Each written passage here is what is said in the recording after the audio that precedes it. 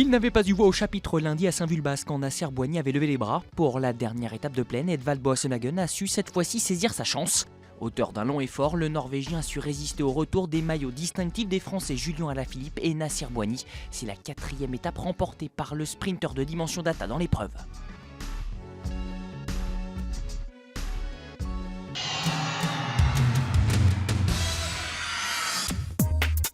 L'Ardèche sourit à Fabio Aru, le dernier vainqueur du Tour d'Espagne après un début de saison plutôt morose, a rappelé qu'il serait bien un candidat crédible à la victoire au prochain Tour de France. Le Sarde d'Astana a déjoué les pronostics en s'imposant en solitaire devant les sprinteurs à Tournon-sur-Rhône.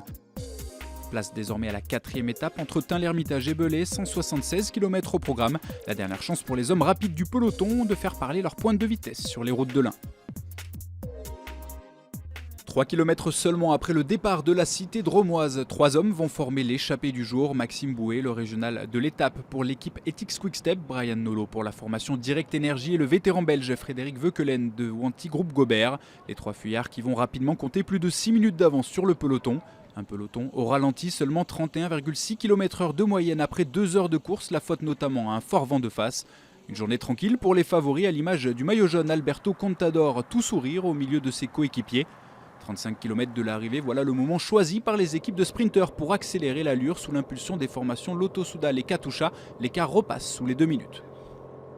À 13 km de l'arrivée, Maxime Bouet accélère. Le coureur français se déleste de ses 2 compagnons d'échappée et s'en va seul, avec pour objectif de lever les bras dans sa ville natale. Mais les équipes de sprinteurs n'entendent pas galvauder leur dernière occasion de la semaine et à 4 km de l'arrivée, le coureur Ethics est avalé par le peloton. On assiste donc comme prévu à un sprint massif dans les rues de Belay. Nasser Bouhanni est idéalement placé dans les 200 derniers mètres, mais c'est bien Edvald Boasson-Hagen qui se montre le plus véloce. Le champion de Norvège vient offrir à l'équipe Dimension Data son premier succès sur les routes du Dauphiné.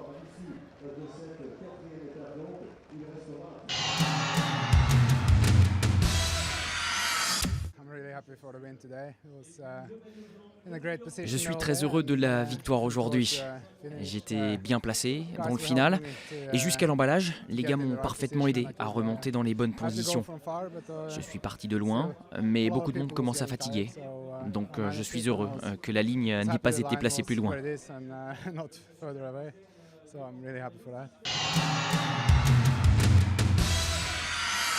2 Français sur le podium de cette 4e étape. Julian Alaphilippe, 4e la veille, montre que lui aussi sait aller très vite. Pas de 2e succès pour Nasser Bouhanni, l'ancien champion de France est seulement 3e. A noter également la belle 6e place de Samuel Dumoulin. Au classement général, Alberto Contador conserve son maillot jaune, mais victime d'une cassure dans le final, ne compte plus que 4 secondes d'avance sur Christopher Froome. Julian Alaphilippe, grâce à sa 2e place, remonte lui en 4e position à 9 petites secondes de l'Espagnol.